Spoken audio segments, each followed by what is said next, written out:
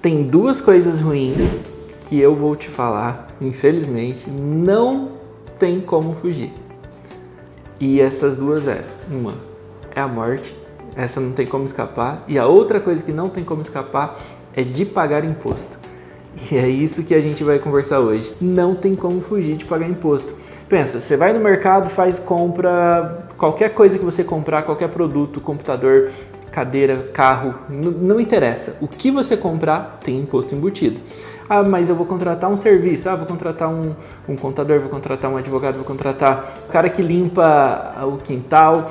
Não interessa qual o serviço que você for contratar, também tem imposto. Vou no hotel, vou viajar, vou passear, entrou no avião, ali também tem imposto. Qualquer coisa tem imposto. Esses são os chamados impostos embutidos. Esses quem pagam são as empresas que repassam os preços os valores desses impostos dentro do serviço que ela te oferece, dentro do produto que ela te oferece. Mas existem outros impostos e é sobre esses outros impostos que eu quero conversar com você hoje. Mais precisamente, eu quero conversar sobre 3 impostos que são incidentes sobre o seu CPF, sobre as operações em que você vai fazer. Esse você vai sentir e dói. Eu vou te falar que eu, como contador, por conhecer e por já saber que existem esses impostos, falo assim, cara, o tanto de pessoas que executam suas atividades e não levam esses impostos em consideração na hora de tomar uma decisão, e lá na frente esses impostos dão um impacto considerável, um impacto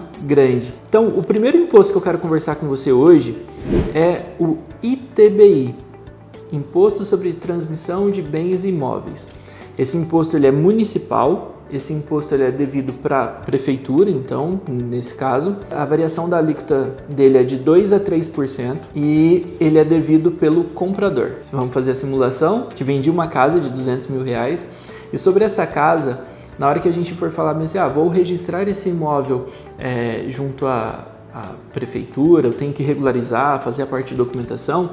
Na hora que você chegar lá, eles vão chegar, a mocinha lá da gestão de tributos da prefeitura vai chegar e falar assim, olha, você comprou uma casa por R$200 mil, que legal, está aqui um boleto de 2% desse valor, então, no mínimo, né, que é de 2 a 3, 2% desse valor, ou seja, R$4 mil é o valor que você já vai pagar de forma imediata, né, sobre a compra que você tem. Aí você pega, sai com esse boleto e fala bem assim, pera aí, dá um tempo, R$4 mil, não sabia desse imposto aqui, eu vou chamar o vendedor.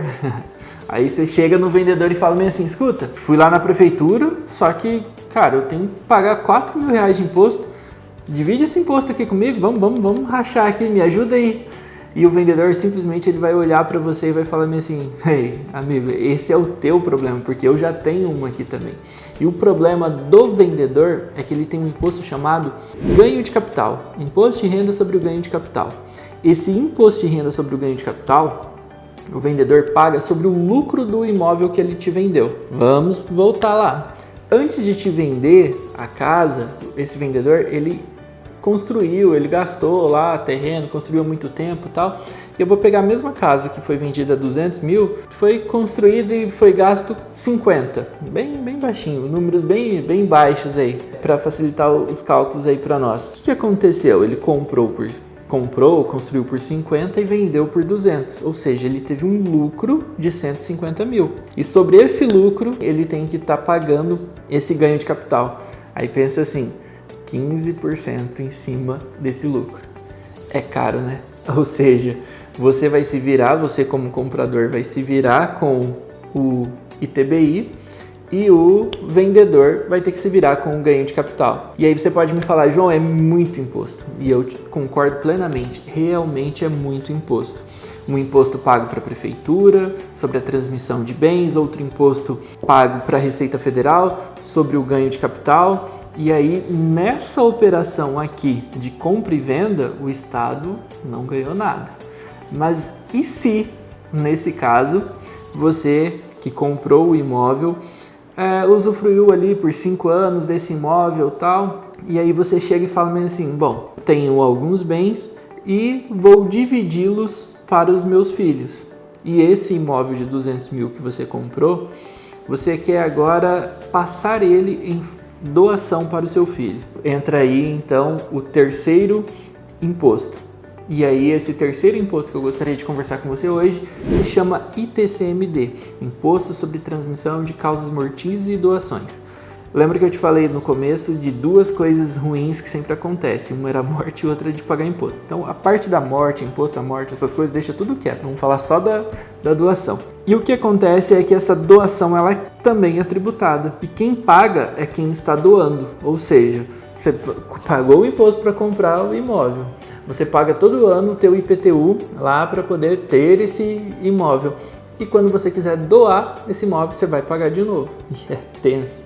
E essa doação aí, ela varia, que nem alguns estados no Brasil, elas estão com alíquotas fixas, né? São Paulo, 4%. Mato Grosso, de 0% a 8%.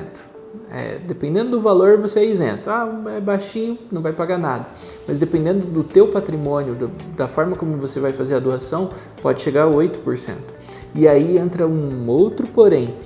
Esse imposto, ele não é pago sobre o valor de aquisição, ele é pago sobre um valor de pauta, um valor que a própria Cefaz ela vem e fala, esse imóvel vale tanto. E aí ela pode jogar, geralmente jogam valores acima do que é o valor de mercado. E entra aí a seguinte situação. Você paga.